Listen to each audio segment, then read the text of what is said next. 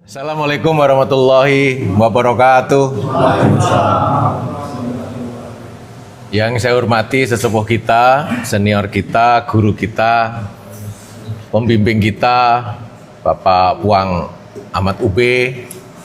Beliaulah ini yang sebetulnya insan yang membedah keris Sulawesi. Ya. Sesepuh Sulawesi Pulau Besi, Pak ya. Sesepuh organisasi perkerisan di Sulawesi juga. Bukan hanya sesepuh aja, tapi membentuk, Pak ya, melahirkan di sana ya. Kemudian juga beliau juga menulis buku, sudah menghasilkan dua, Pak ya. Dua buku juga. Maka karena kita kemarin sepakat hari ini kita akan mencoba berbincang-bincang dengan keris. Temanya keris Sulawesi Serumpun. Itu saya balik karena ada insan perkerisan Sulawesi, keris Sulawesi Serumpun. Kenapa Sulawesi dulu? Karena yang lainnya ini karena pengaruh Sulawesinya. Pengaruh Sulawesi. Diperkirakan Sulawesi mungkin lebih tua dalam catatan sejarah daripada Melayunya. Kalau Sumatera kan masih agak muda kecuali Sriwijaya ya. Ini mari kita awali dengan pencerahan yang diberikan oleh Puang Ahmad UB. Kami persilahkan seluas-luasnya. Makasih. Berapa lama ini? Pokoknya Puang mau. Masalah. Assalamualaikum warahmatullahi wabarakatuh. Waalaikumsalam. Sambil santai kalau mau minum loh ya, jangan tegang. Bapak-bapak dan ibu-ibu, ada ibu di belakang ya. Jadi gini, pertama saya mengucapkan terima kasih kepada Pak Guntur karena diundang hadir di acara ini. Saya pikir acara ini sangat perlu mendapat perhatian karena banyak hal yang harus dibicarakan. Mengapa saya mengatakan seperti itu? Dari perkenalan bapak-bapak yang kira-kira lebih 20 atau hampir 30 ya orang, macam-macam cerita mengapa suka keris. Ada kreator, ada menulis karya tulis, ada kreator online dan seterusnya kayak Mas Dian. Dan dilihat pekerjaannya juga macam-macam. Ada yang pedagang, ada yang pembeli, dan mungkin ada yang pelestari kayak Pak Guntur. Ya. Tadi kalau tidak salah saya kebagian 3 hal yang ditanyakan. Pertama, mengapa, latar belakang apa yang menyebabkan saya meneliti keris. Yang kedua, apa-apa yang dalam perhatian itu yang perlu diperhatikan ketika kita bicara tentang keris masa kini, ya. Dan seterusnya pesan-pesan yang mungkin bisa saya sampaikan melalui forum ini dari hasil kajian dan pengamatan yang saya lakukan. Sejatinya saya adalah orang perguruan tinggi, ya. Jadi saya itu sekolah sampai S3 dan meneliti hukum adat. Dalam perjalanan itu saya kok teringat pada orang-orang di kampung saya yang juga suka memperdebatkan keris. Ya. Jadi di lingkungan, ada ponakan saya di situ, di lingkungan kami ini memang suka keris. Ya. Awal pertama setelah saya selesai S1, saya cari kerja di Jakarta. Dan ketika itu saya dibekali keris sapukala. Ya. Nah, kalau Melayu bilang sepokal ya. Nah, saya belum tahu arti hadiah untuk merantau itu kenapa keris. Saya kan sarjana, mestinya kan pulpen, buku dan seterusnya ya. Akhirnya dijelaskan bahwa di keris itu Kan keris itu ada ujungnya, ada pangkalnya, ada tengahnya ya. Itu umum anatomi keris, semua keris seperti itu ya. Ada yang lurus, ada yang bengkok. Tapi yang menarik sebenarnya nilai filosofinya ya. Orang merantau itu harus bisa membawa ujungnya ya. Jadi ujung lidah, ujung pensil, dan ujung kemaluan. Jadi untuk sukses di usaha dan di perantauan, orang harus bisa berkomunikasi dengan baik. Maka pegangannya adalah ujung badik. Ya. Tapi kalau diplomasi yang diadakan itu tidak bisa mengangkat derajatnya di perantauan, maka dia harus berani memakai ujung yang lain, yaitu kekerabatan kekeluargaan yang simbolisasinya kejantanan laki-laki. Ya, jadi perantau itu harus bawa ujung lidah yang lembut dan harus bawa ujung kemaluan yang keras dan terakhir ujung badik. Kalau badiknya, kalau lidahnya tidak berhasil, kekerabatannya tidak hasil, kompetisi. Kita bertikam, oke. Nah, kita bawa ujung badik. Nah, itu yang membuat saya lalu memikirkan bagaimana keris ini bisa dibuat menjadi suatu barang yang kekinian, tidak seperti Bapak yang tadi. Dan ternyata saya senang sekali pertemuan kita dengan Bapak-Bapak ini, banyak yang melihat keris itu memang harus dilestarikan, tapi tidak dalam bentuk yang seperti dulu, tidak dalam makna kandungan seperti dulu. Nah, ini barangkali tugas kita, meskipun saya tidak mencela kalau ada misalnya Bapak dan penggemar keris itu yang memperhatikan isi dalamnya, nggak apa-apa. Nah, itu karena saya akademik, orang yang aktif di ini. Terakhir saya pernah kepala sekolah, Pak, ya, ini baru pensiun. Kepala sekolahnya sombong Pak Guntur kalau dikatakan rektor. Jadi nanti susah kalau. Jadi di menjadi kepala sekolah itu penelitian yang saya pernah lakukan di tahun 90-an itu ya. Akhirnya saya olah, jadilah buku pertama di 1911. Dan kemarin ini 2003 lahirlah buku yang kedua. Dan barangkali ke depan masih bisa ditulis. Karena saya punya hipotesa, dugaan sementara, dan saya bisa buktikan bahwa keris Bugis itu sebenarnya bukan asal. Meskipun ada yang bilang asal, ya nggak apa-apa. Indikasi geografis itu diakui ya. Kalau di dalam undang-undang merek. Bukan tangguh maksudnya. Iya. Jadi bukan. Jadi itu gaya. Kenapa saya berani mengatakan gaya, mempunyai dugaan bahwa itu gaya? Karena tadi itu orang Bugis yang 21 juta di Sulawesi Selatan, tapi jumlah di luar itu lebih dari itu katanya ya. Saya nggak punya statistik, tapi itu sering diomongin. Nah, orang-orang yang seperti yang merantau itu dibekali dengan keris atau senjata tajam. Itu barangkali pertanyaan singkat mengapa saya mempelajari keris. Kemudian saya melihat ini yang kedua, kalau misalnya keris ini tidak diinventarisir dan tidak dipublikasi, ya, nanti yang muncul itu seperti kekhawatiran Bapak dan tadi. Para ini kekhawatiran kita bahwa keris itu menjadi cerita nostalgia. Generasi ketiga kakek buyutnya masih punya besalan, baru generasi keempat yang mencoba mau melihat sesungguhnya apa sih yang terjadi di besalan itu.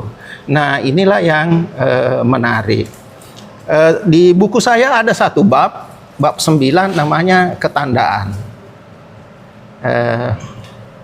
Dan ketandaan ini sangat akademik. Jadi Bapak-bapak dan ini pemerhati keris jangan takut dianggap sirik dengan mencintai keris ya. Karena keris itu adalah media yang di dalamnya ditanamkan bermacam-macam ketandaan. Dan ketandaan itulah yang lalu menjadi simbol. Dan ketandaan itulah ditafsirkan oleh orang-orang tertentu sesuai dengan latar belakang kebudayaan.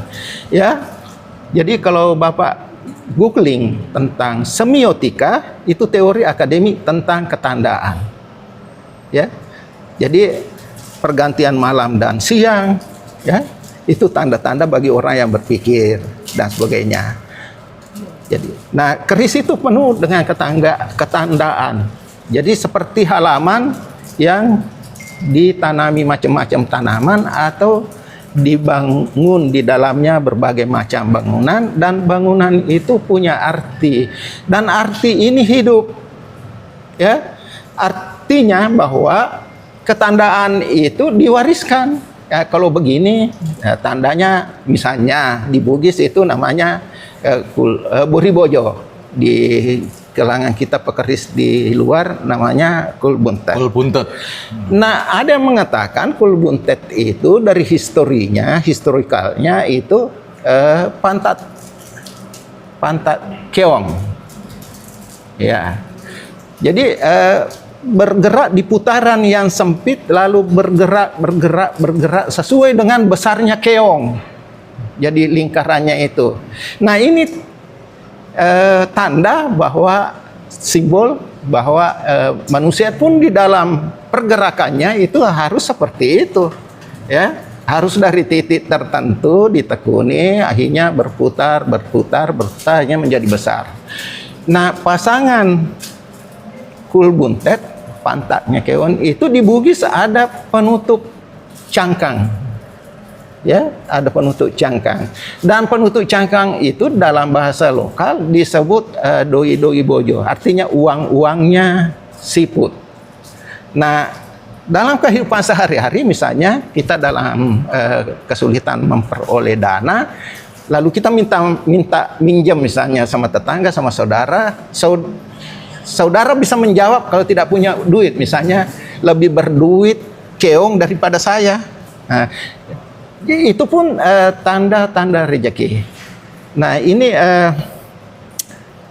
di buku saya itu Pak, kalau dihitung-hitung ketandaan yang ada di sini ada 75 bentuk dasar dan bisa digabung-gabung, ada 75.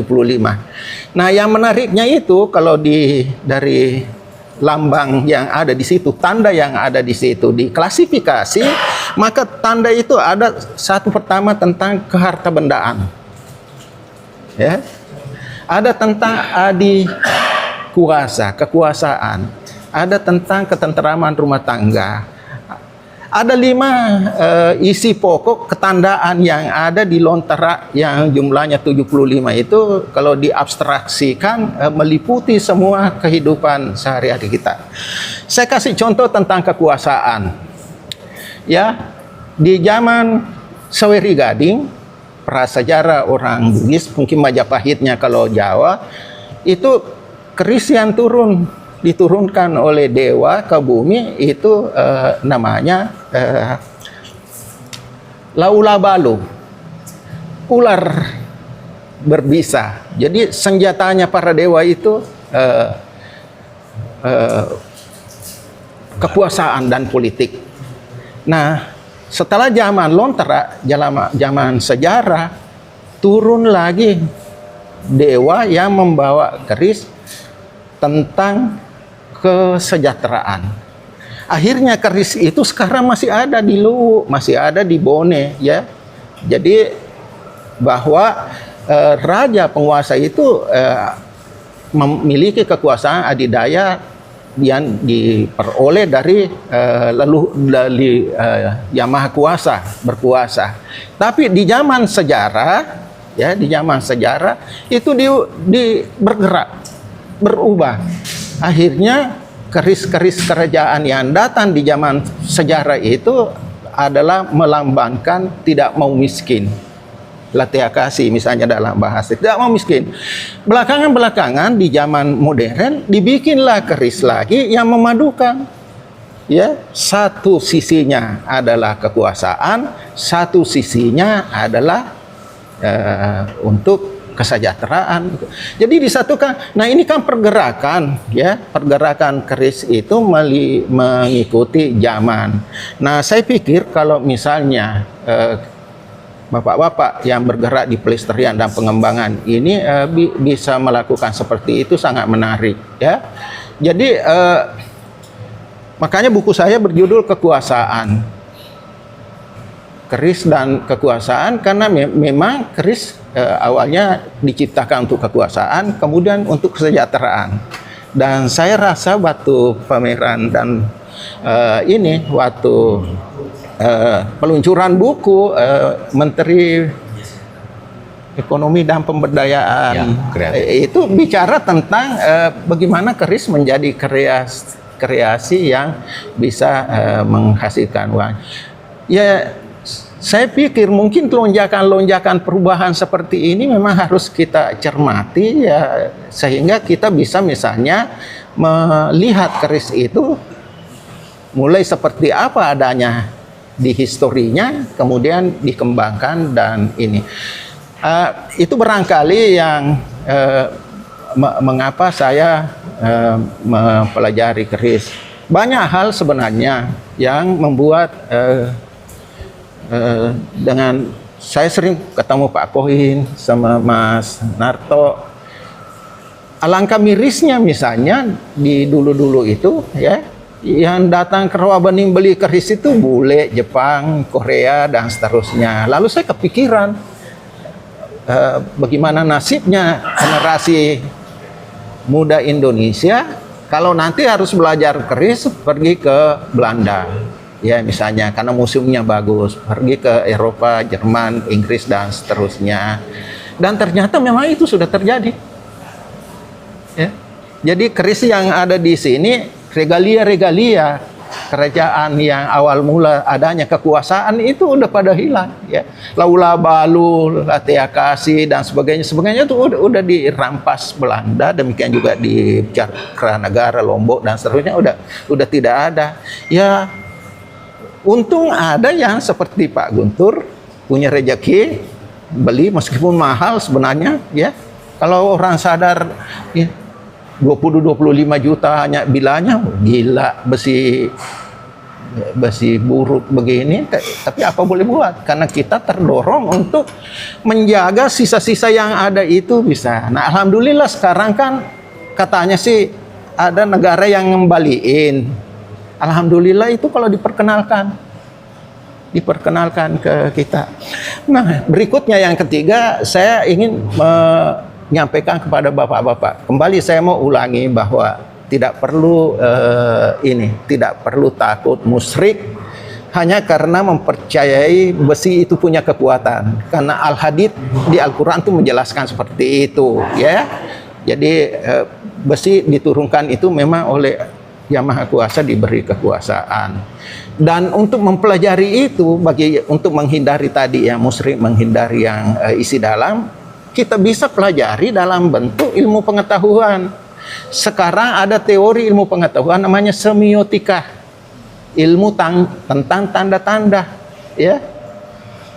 Kulbuntet tanda apa? Ditafsirkan menurut kebudayaan kita, ya. Junjung derajat tanda ditafsirkan menurut, karena boleh jadi kulbuntetnya Jawa beda dengan penafsiran filosofisnya beda. Jadi ini adalah ilmu tentang tanda-tanda, dan itu bisa sebenarnya menjadi pegangan, ya, menjadi pegangan pribadi, mungkin juga kolektif. Toh ada misalnya pedang menjadi simbol gubernur, ya, ada tombak dijadiin lambang gubernur, itu kan lambang kolektif. Meskipun orang misalnya Sulawesi Selatan keris dan padi, itu kan tanda-tanda yang mestinya diberi isi oleh orang Sulawesi Selatan. Demikian juga misalnya daerah-daerah lain yang pakai simbol senjata tajam, harusnya diberi isi, ya. Bagaimana menjadikan misalnya Lombok ada komodo dan ada tombak dan seterusnya, hal-hal seperti ini. Nah, ini artinya berpikir simbolis, ya. Jadi hal keempat yang harus yang saya sampaikan, simbolisasi nilai itu bisa diwujudkan dalam bentuk karya, dan yang bisa memahami simbol itu ya orang-orang yang berpikir, ya, memikir tanda-tanda. Kemudian ke depan saya rasa ini perlu, jadi kita tidak perlu lagi ini SNKI ini, saya dari awal aktif di SNKI sampai yang SNKI kapan itu saya nggak punya SK-nya, tapi saya ketua dewan, jadi dewan pengarah, dewan ini tinggi sekali jabatannya, ya. Tapi saya nggak pernah tahu karena saya nggak punya SK-nya dan saya nggak pernah dikomunikasikan, ya. Tapi alhamdulillah kalau ada acara saya masih diundang pembukaannya dan seterusnya. Jadi ya, dewan pakar padahal jabatan saya. Nah, ini barangkali ya, yang harus kita pikirkan, Pak Guntur. Terima kasih, punya koleksi bagus, punya simbol bagus, punya cerita bagus. Apa yang kurang sama Pak Guntur? Ya, ada junjung derajatnya, ada latihan kasih, sejahtera selalu, tidak mau miskin. Apa yang kurang? Ya, pernah ada kekuasaan, ke atas dia disenangi oleh pimpinannya, junjung derajat, ke bawah dia disenangi oleh bawahannya. Nah, hal-hal seperti ini kan bisa membuat hati tenang. Makanya saya selalu mengatakan senjata pusaka yang seperti ini yang dibuat sebagai pusaka loh, ya, jangan pacul, tapi yang dibuat senjata hati. Iya, jadi senjata hati. Carilah Bapak dan ini keris yang cocok, kira-kira Bapak mau apa? Ya, mau apa? Ya, isilah jiwanya dengan apa yang Bapak pikirkan. Bapak mau berkuasa, ya sekarang jalannya terbuka. Ya, masuk partai dan seterusnya. Tapi kerisnya jangan lupa yang junjung derajat. Oke, kan berpikir seperti itu kan tidak musyrik. Ya. Nah, seperti itulah yang saya pikirkan dengan menulis 2 kali buku. Pertama kali buku itu saya tulis 2010 mulai ditulis, 2011 terbit setelah Crispo The World. Dan alhamdulillah 10 tahun setelah itu saya menerbitkan lagi buku, dan barangkali ke depan harus ada buku lagi ditulis. Mengapa ada keris gaya Bugis di Malaysia? Mengapa ada di Lombok? Mengapa ada? Dan seterusnya. Keris serumpun Jawa serumpun dengan Lombok juga. Mengapa hal seperti itu ada? Tapi kalau ini tidak perlu terlalu ini karena Jawa dan Lombok kan dekat. Tapi misalnya kalau dibawa ke Selangor, ya raja-raja Selangor sampai sekarang masih mengaku Bugis. Dan mengapa keris Bugis dipertandingkan di Malaysia? Berkali-kali ikut pameran di sana dan menjadi hakim. Kalau ditanya mengapa orang Selangor suka keris gaya Bugis, ya karena rajanya pakai keris gaya Bugis. Akhirnya pernah pameran di Singapura, banyak tamu. Orang Bangkok itu ternyata juga berkeris, tapi rajanya. Jadi karena pengaruh Melayu. Nah, ini saya rasa hal-hal seperti ini perlu diberi wadahnya, bagaimana kita mewadahi itu semua, dan tidak perlu mengharap banyak kepada negara. Karena apa yang kita lakukan, Pak Guntur melakukannya sendiri, beli kerisnya, nulis atau suruh orang nulis bukunya, diterbitin, itu kan semua duit, Pak. Nah, saya pun melakukan kecil-kecil seperti itu, gajinya sebagai pegawai negeri sedikit, tapi dicuri-curi sekian persen untuk beli keris. Dan setelah keris itu numpuk, barulah saya membaca tanda-tanda yang ada di situ. Dan apa yang saya dapat dari hasil pembacaan itu, ya 2 buku itu. Saya menulis di situ tanda, dan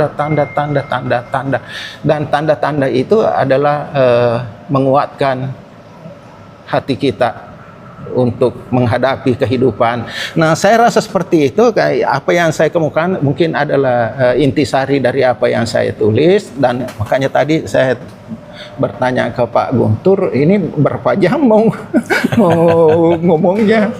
Kemudian terakhir, saya tuh sebenarnya punya guru. Ya, gurunya Pak Kohin.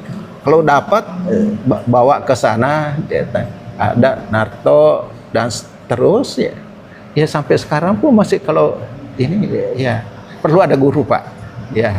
Ya itu guru-guru yang praktek di lapangan. Tapi sekarang mestinya udah ada pakar juga, peneliti, misalnya Mas Dian yang meneliti keris itu yang agak akademik. Dan saya rasa Mas Dian dengan peneliti-peneliti lainnya itu, meskipun lonjakannya sangat jauh ya, meninggalkan fase-fase pertumbuhan keris itu, tapi masih tetap, meskipun jauh, masih tetap bisa ditelusuri akar-akarnya. Ya, ini kan budaya ya. Budaya itu tidak jatuh dari langit ya, tapi tumbuh dan berkembang di masyarakat kita, dan keris seperti itu tumbuh dari. Kemudian Angki ya, saya tidak setuju keris itu dianggap sebagai senjata tajam. Undang-Undang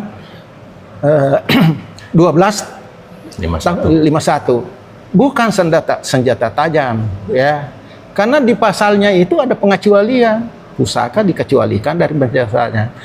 Saya pernah ditangkap di bandara karena bawa senjata tajam. Tidak tahu kalau saya itu ketua Polo Besi Club yang anggotanya ada di Malaysia dan ada di Brunei dan negara-negara tetangga kita. Istriku tentara seperti anak buahnya bapak. Pernah bawa keris, ditangkap karena dianggap senjata tajam. Saya rasa kategori ini pertama udah harus ditinggalkan. Ya. Nah, bagaimana ini ke depan dilakukan? Ya, polisi harus sekali-sekali diklatnya itu dikasih materi tentang keris, ya. Jadi jasa dikasih materi tentang keris, karena senjata pusaka misalnya lebih 50 tahun umurnya itu udah cagar budaya. Dan ada undang-undang cagar budaya, ya. Ada undang-undang cagar budaya. Undang-undang cagar budaya memang tidak boleh dijual belikan, tidak boleh dipindah tangankan. Jadi nggak boleh, itu aturannya cagar budaya. Nah, ada pengakuan bahwa itu adalah senjata, itu adalah budaya non benda, diakui oleh dunia. Masa polisi belum bisa mengakuinya? Ya, ini barangkali ke depan harus kita dipikirkan. Saya rasa adalah penghinaan terhadap empu-empu terkenal kalau kerisnya dianggap senjata tajam, karena senjata tajam dibuatnya beda dengan pusaka. Nah, ini barangkali yang tipikal kebudayaan yang harus dihormati. Makanya PBB menghormati, mudah-mudahan kita juga bisa menghormati. Terakhir, terima kasih Pak Guntur, Pak Kohin, yang ini bapak-bapak. Saya mendengar perkenalan Bapak itu memang udah sangat bervariasi orang-orang yang sekarang memegang keris. Ada yang mau menjadi ilmuwan, karya tulis. Ada juga yang biasa, ya, mau pergaulan. Makanya keris itu titian muhibah. 2010, 2011, keris Podawat, orang Malaysia datang membawa benderanya sendiri, purba, ya, persatuan penggemar budaya dan seterusnya. Hal-hal seperti ini saya rasa bisa kita ini. Sementara di Indonesia, di Singapura ada jalan keris. Sementara di Indonesia belum ada hari keris. Hari keris, belum ada jalan keris. Mungkin ke depan kita harus punya jalan keris, punya ruangan-ruangan keris, cottage di bandara ada dan seterusnya. Ini barangkali yang saya sempat sampaikan Bapak Guntur, Bapak, dan ini mohon maaf kalau ada yang hal-hal, tapi mungkin nanti diskusinya bisa dikembangkan. Terima kasih sekali lagi. Mohon maaf kalau ada yang salah-salah kata. Makasih. Assalamualaikum warahmatullahi wabarakatuh. Waalaikumsalam warahmatullahi wabarakatuh. Terima kasih Bang Ube. Ya, ini luar biasa ya. Ini penting sekali. Jadi kalau kumpul, selain mentertawakan diri sendiri, makan bareng, ketawa-ketawa, berhibur, nambah wawasan. Jadi sekali lagi saya mengaturkan atas nama rekan-rekan, terima kasih Puang atas pencerahannya. Itu yang pertama. Dan yang kedua, saya pernah malu dan kaget 2 kali Puang. Masih ngomong. Ya. Yang pertama, ketika saya bertugas di Bandara Soekarno-Hatta, saya mendapatkan penugasan sekolah APSEK di Belanda, di Schiphol dan Apeldoorn. Tiba-tiba saya dipertemukan dengan yang punya rumah makan yang di Belanda itu, orang Bekasi, dengan seorang tokoh keris. Salah satu diantaranya adalah yang suka Indonesia itu, siapa? Si Hartman, siapa? Philip Hartman. Ya. Satu lagi yang seorang profesor, yang istrinya itu mantan anaknya seorang penguasa teh Kerinci Bengkulu, daerah Sumatera Selatan. Itu ternyata kolektor keris luar biasa. Saya diceritain A sampai Z. Betapa malunya saya seorang cucu, ya kan, yang mempunyai budaya keris, tolah, toleh, ngowah-ngowah, diceritain orang Belanda. Coba, tuh.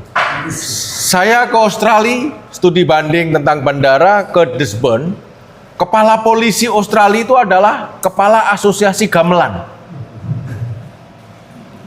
Kita di sana disambut gamelan, terus disuguhin ikan cukang.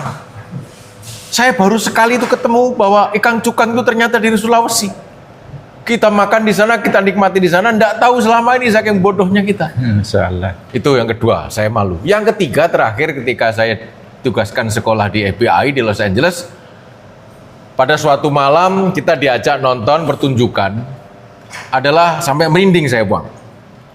Saya merasa malu, kecewa, karena seperti dipermalukan di negara orang. Ya. Saya berasal dari Indonesia, ternyata saya buta, tidak ngerti apa-apa. Di sana dipertunjukkan tentang Indonesia, yaitu pertunjukan dengan laga ligo. Ya. Itu buku sastra yang dianggap tertua, lebih tua dari Romawi. Ya, dibedah di sana di Los Angeles. Kalau sini kayak Taman Ismail Marzuki lah, gitu ya. Saya pulang itu merenung kayak orang bego itu. Kok saya dipermalukan di negara orang udah 3 kali, di Belanda, di Amerika, di Australia.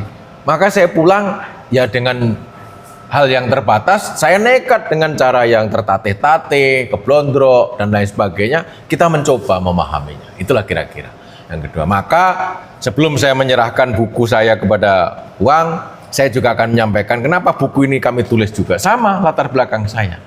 Saya sebagai pelayan publik, belum ada kesempatan banyak untuk ikut campur meracunin masyarakat kita ini ke hal-hal yang positif dalam berbangsa dan bernegara. Karena apa yang saya lihat, saya dengar, saya rasakan masyarakat banyak waktu itu yang saya hadapi, kebetulan sedikit banyak, saya penugasan waktu itu di bidang penanganan teroris. Saya kecewa gitu, belum mampu mendapatkan kesempatan untuk memberikan warna kepada masyarakat kita tentang bagaimana kita lah berkomitmen berbangsa dan bernegara. Maka buku ini saya tulis. Kenapa? Di dalam keris ini saya temukan bahwa hipotesa keris saya adalah, hipotesa buku saya adalah keris itu bukan hanya sebagai tontonan, tapi keris adalah sebagai tuntunan. Ya. Salah satu tuntunan adalah sebuah rasa kebangsaan, ya kan, rasa nasionalisme berakar dari sebuah budaya. Hipotesa saya, barang siapa sebuah negara, budayanya itu apabila akarnya kuat tidak bisa akan dicabut oleh siapapun, nggak akan bisa dipengaruhi oleh pengaruh apapun, pengaruh teroris kek, ekstremisme kek, ya, radikalisme, enggak akan kalau budaya kita itu kuat. Contoh Inggris, Cina, Taiwan, ya, Malaysia ngikutin Inggris. Di Malaysia itu setiap pergantian penguasa, makanya tadi keris disimbolkan kekuasaan itu memang benar. Di Malaysia dan Singapura itu kalau pergantian kekuasaan mulai dari lurah sampai perdana menteri, sebelum acara protokoler itu pakai serah terima keris sebagai simbol amanah. Dan di Indonesia yang mbahnya tukang keris, ya, hanya dipakai untuk konsumsi jualan. Hanya dipakai untuk ribut udur-uduran. Sampai hari keris saja nggak lahir-lahir, bidannya udah jalan-jalan kemana-mana, nggak bisa melahirkan, bandel. Bayinya bandel, ora metu-metu. Ya kan? Maka biarlah lahirlah hari keris sedunia saja. Ya. Saya sudah memperingati bukan karena sekarang, saya bukan ekstrim, bukan tidak. Saya menghormati, menghargai rasa syukur kami, rasa syukur saya, ya, sebagai anak bangsa yang komunitas bagian dari perkerisan, telah lahir diakui keris pada kancah dunia. Maka sejak 2005 sampai sekarang tiap tahun saya memperingati tumpengan saya, walaupun sendiri, ya, walaupun saya ditugaskan di Papua di bawah pohon pisang juga saya tumpengan aja sendiri. Itu sebagai rasa syukur saya. Orang lain mau ngomong apa terserah, saya tidak punya kepentingan itu. Kepentingan saya hanya mengucapkan syukur kepada Tuhan saya, di mana keris diakui di kancah dunia sebagai budaya non bendawi di seluruh dunia. Di sini juga hadir ini pakar dari UI, Romo Doni ini, ya. Beliau juga orang Islam cekek, orang NU, ya. Beliau ini pengurus NU juga, ya. Kalau Mas Rasul berkomunikasi silahkan, ini intelektual Islam juga, berbicara keris juga, jadi nggak usah takut-takut dan canggung-canggung tentang masalah budaya keris, karena Nabi Quran juga sudah menyampaikan bahwa besi itu mempunyai kekuatan yang diizinkan oleh Tuhan, ya. Itu kira-kira. Nah, maka buku saya mencanangkan bahwa orang, ya, kalau berinvestasi itu adalah yang paling mahal. Investasi yang paling mahal di seluruh investasi apapun, apalagi dalam konteks berbangsa dan bernegara, adalah investasi moral. Salah satu jalannya adalah budaya. Maka kita harus berbudaya. Makanya orang luar suruh ngeledekin, orang-orang tidak berbudaya itu adalah uncivilized, tidak berbudaya. Barang siapa tidak berbudaya, pasti hidupnya kacau balau, tidak punya arah, tidak punya startnya dari mana, tujuannya kemana, tidak punya. Ya. Salah satu ciri-ciri yang tidak berbudaya ya setan, gitu.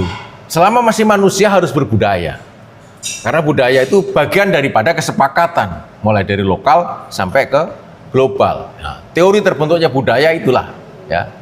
Budaya Indo, ada budaya tandingan, terjadilah budaya ideal. Itu teori terbentuknya sebuah budaya. Dan ini dinamis, tidak boleh kita antipati dengan sebuah perubahan, tidak bisa. Seperti Mas Rasul melakukan uji coba, membuat keris dari baja-baja yang terpilih dari pabrikan, itu suatu luar biasa. Nanti untuk studi banding, bagaimana kalau ini hasilnya, apakah ini menghasilkan sebagaimana kriteria besi yang diberikan oleh pendahulu kita, seperti Ronggo Warsito itu mengklasifikasikan besi ada 21 macam. Ya, ada besi Kamboja, Karangkicang, ya, Barle Lumut, macam-macam itu. Barle Lumut sebenarnya bahasa Belanda kan? Itu nama pabrik sebetulnya. Ya itu, tapi ya memang begitulah lidah Jawa. Jadi jangan terlampau takut menghadapi sesuatu, karena Tuhan sudah menciptakan sesuatu seperti yang disampaikan oleh Ustaz Muafiq itu. Jadi nggak boleh melafalkan lafal kita tuh harus seperti ini, nggak bisa. Tuhan sudah menciptakan lidah kita itu sebagai lokal. Seperti kayak Bang Upe dari sana, nggak bisa ngomong M, nggak bisa eng, gitu. Makan ikan, itu ya, itu nggak bisa. Sama juga orang Jawa disuruh ngomong Muhammad nggak bisa Muhammad, itu. Orang Sunda suruh ngomong F nggak bisa F, gitu.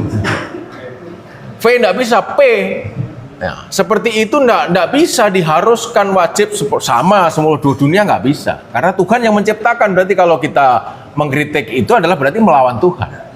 Nah, itulah kira-kira gambaran yang harus kita simpulkan.